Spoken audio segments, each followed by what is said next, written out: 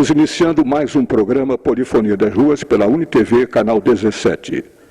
O Polifonia das Ruas é um programa que pretende ouvir as vozes, as múltiplas e diversas vozes das cidades, principalmente daquelas que são cobertas pela UniTV, Niterói e São Gonçalo. Estamos aqui no Solar do Jambeiro, apropriadamente, para conversar com muita alegria com o escritor, fotógrafo e, aliás, é um homem múltiplo, né? Curador de obras, jornalista, Pedro Carpe Vasques. O Pedro Carpe Vasques vai nos falar sobre um livro que ele lançou em 94 pela Fundação de Arte Niterói, com fotografias de Niterói antiga, isto é, do século XIX. Um álbum que preenche 1858 a 1958, um centenário, portanto, de fotógrafos que cobriram parte ou bastante da cidade de Niterói. Pedro Vasques, é um prazer recebê-lo no Polifonia das Ruas. Eu gostaria que você complementasse alguma coisa que eu não disse a seu respeito. Você tem uma qualificação assim múltipla. Bom, muito obrigado. Eu é que tenho o prazer de estar aqui com você, não é? Porque eu acho que toda a discussão em torno da cidade, de um modo geral, é a grande discussão contemporânea, não é?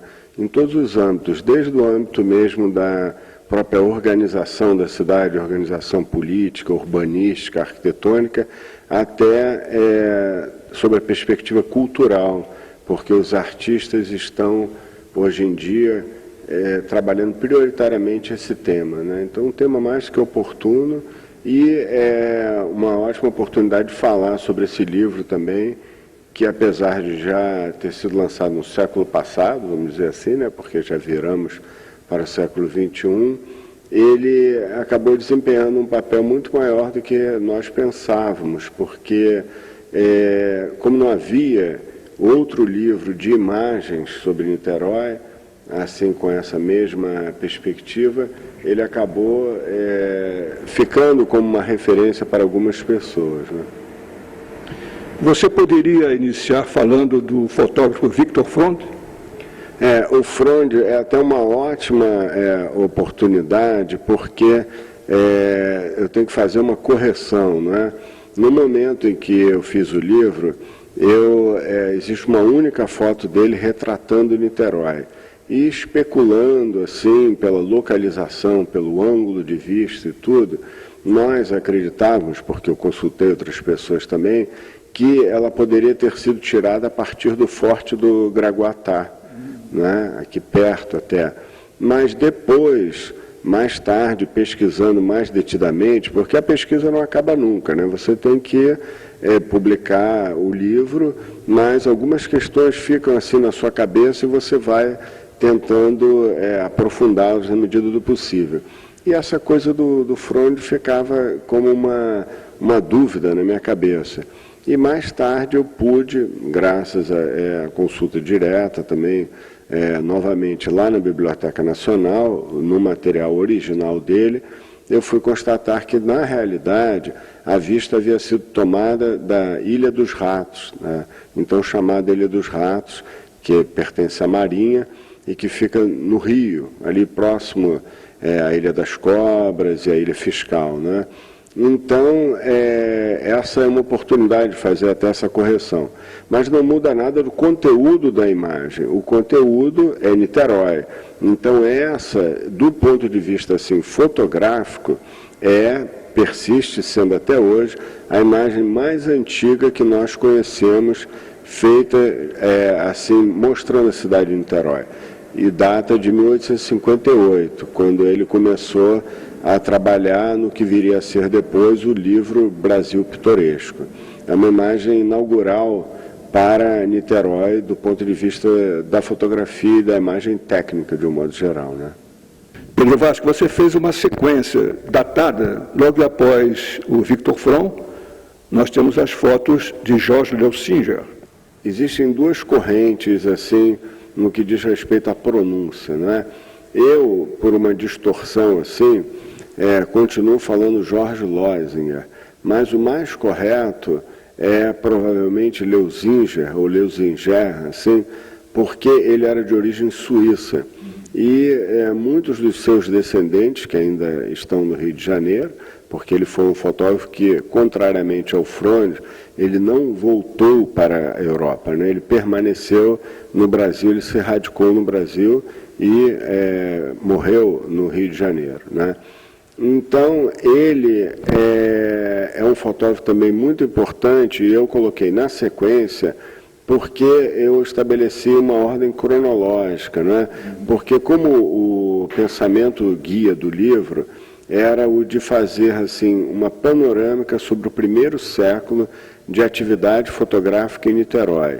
Ou seja, não era um livro que pretendia esgotar o tema Niterói e sim mostrar como a fotografia havia abordado esse tema Niterói, não é? Então, o Loisinger foi muito importante porque ele, além de fotógrafo, era dono da chamada Casa Loisinger, que era uma gráfica, uma impressora e uma distribuidora de fotografias. Foi o primeiro estabelecimento no Rio de Janeiro, provavelmente no Brasil. Eu digo provavelmente porque nós temos que ter muita cautela, porque os estudos assim sobre a história da fotografia ainda são muito recentes, então sempre há uma correção, não é, adiante, e pode ser que eventualmente alguém no Recife ou na Bahia tenha vendido antes dele, mas o que se sabe até hoje é que ele foi o primeiro comerciante regular de fotografias, né? Não só de imagens dele, como de outros fotógrafos também. Então, ele é pioneiro também nesse campo. Pioneiro como autor de fotografias e grande pioneiro como difusor de fotografias. E até pioneiro na difusão da imagem do Brasil no exterior, porque ele foi premiado na Exposição Universal de Paris, em 1867, a Casa Loisinger recebeu 2 premiações. Uma com ele próprio, Jorge Loisinger, sendo premiado com vistas do Rio e Niterói, e a outra com imagens da Amazônia, do Frisch, que eram veiculadas pela Casa Loisinger. E essa foi a primeira vez que a Europa, né, no caso importantíssimo da Exposição Universal de Paris, teve a oportunidade de ver imagens fotográficas do Brasil. Né? E é bacana ver que Niterói estava ali nessa vanguarda, né? Junto com o Rio, que era a capital do Império, sede da corte, né? E a Amazônia, que naturalmente, naquele momento em que havia um grande interesse dos naturalistas, né? Dos cientistas que estudavam a flora e a fauna das Américas e passavam por aqui viajando por todos esses países, em relação a Amazônia, né? O Polifonia da Rua está conversando com Pedro Carpe Vasques, fotógrafo, curador, professor. Nesse livro que você publicou sobre Niterói Antiga, na sequência nós temos aqui o Marco Ferrez. Exatamente. Ele foi, sem dúvida alguma, o fotógrafo mais importante que atuou aqui em Niterói. Ele fez muitíssimas fotos de Niterói, ao ponto tal que o Instituto Moreira Salles, que hoje em dia detém o acervo que era do seu descendente, o Gilberto Ferrez, que aliás foi quem generosamente na época me emprestou as fotos da sua própria coleção para incluir nesse livro sobre Niterói, né? O Moreira Salles, então, como eu ia dizendo, ele detém hoje todo o acervo que era do Gilberto e que constitui esse núcleo que veio do próprio Marco Ferrez. O Moreira Salles, ano passado, quando foi homenagear Marco Ferrez, usou na capa do livro exatamente uma vista de Niterói, né? E essa exposição depois foi realizada nesse ano, que agora se encerra, assim, de 2007, em São Paulo, e acaba de ganhar o prêmio da melhor exposição do ano, né? E na mostra você tem um grupo grande de imagens de Niterói. entre as quais essas todas que estão reproduzidas no livro, né? E algumas outras também que eles conseguiram recuperar através da cópia de negativos que então não haviam sido copiados. Então Ferrez foi não só o fotógrafo do Rio, né, o grande fotógrafo do Rio, mas também o grande fotógrafo de Niterói, na sua, seu período clássico, seu período histórico, né? Eu me lembro que você fez no Centro Cultural Banco do Brasil uma exposição do Gilberto, né? Exatamente. Foi, e nós vamos fazer outra ano que vem, porque foi com a mesma produtora, a Júlia Peregrino, e agora nós faremos uma outra, porque no ano que vem, 2008, né, será comemorado o centenário de nascimento do Gilberto Ferrez. E o Gilberto Ferrez foi importantíssimo porque ele foi o iniciador dos estudos da história da fotografia no Brasil.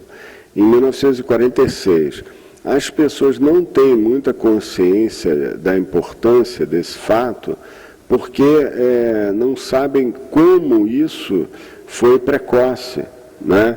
Mas, para se ter uma ideia, basta lembrar que o livro, assim, o grande livro que é referência nos Estados Unidos até hoje sobre história da fotografia, foi um livro escrito pelo então curador do Museu de Arte Moderna de Nova York, Beaumont Newhall.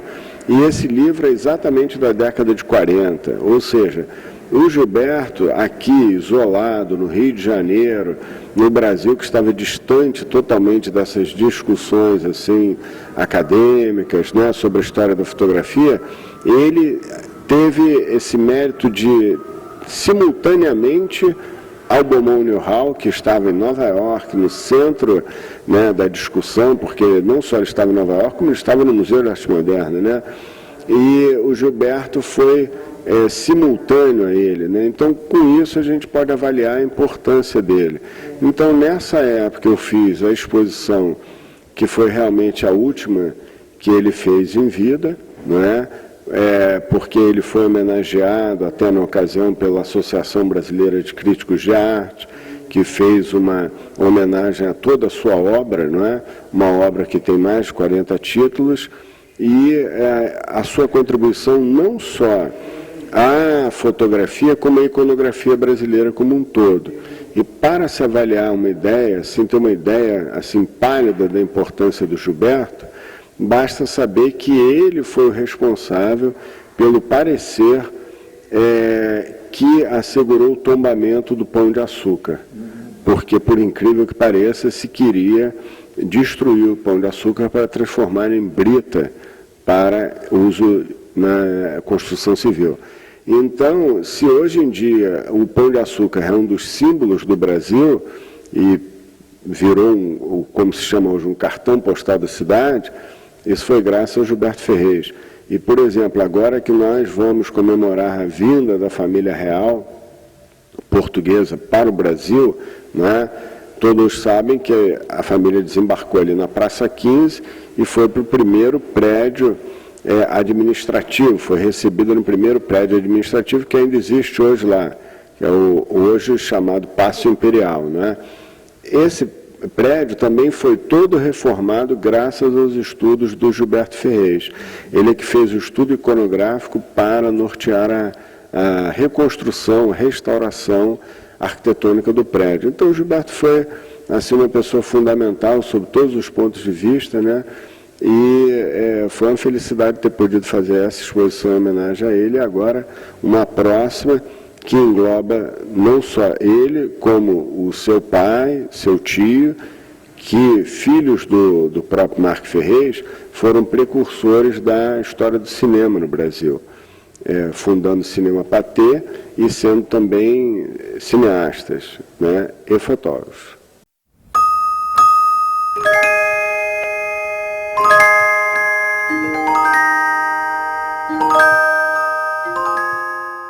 Polifonia das Ruas, um programa que pretende ouvir as vozes, as múltiplas e diversas vozes das cidades, aqui na UniTV, canal 17.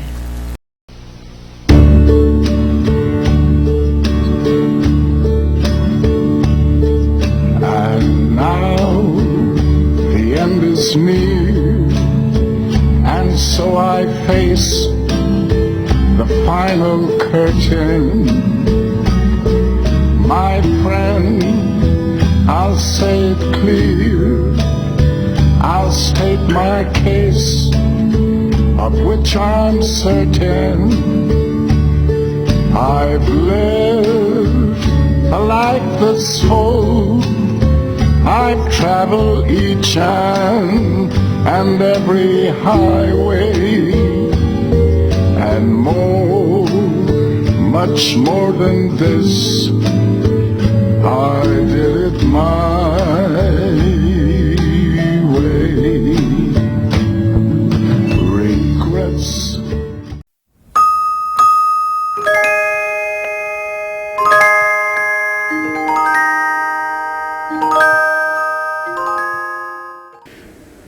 Pedro Vasco, estou vendo aqui no seu álbum de fotografias de Niterói Antiga, o primeiro trabalho de Juan Gutiérrez. O Gutiérrez, esse livro, aliás, ele tem fotógrafos importantíssimos, né? É interessante constatar como Niterói atraiu pessoas assim de tanta importância na história da fotografia, porque o Gutiérrez foi o penúltimo fotógrafo a receber o título de fotógrafo da Casa Imperial, né? Concedido pelo próprio Dom Pedro II. Isso já no último ano do Império, né? E ele esteve aqui em Niterói justamente documentando os estragos feitos pela Revolta da Armada, que foi um movimento de restauração, de tentativa de restauração do Império, né? Feito pelo almirante Custódio José de Mello, e que, aliás, é uma coisa que eu acho ainda pouco estudada dentro da história do Rio de Janeiro, porque esse movimento polarizou toda a Baía de Guanabara, né, e algumas áreas fora da Baía de Guanabara também, mas com uma conflagração, uma guerra civil praticamente, né, dentro do Rio de Janeiro. E Niterói, nessa ocasião, resistiu aos revoltosos, né, e mereceu até o título de cidade invicta, porque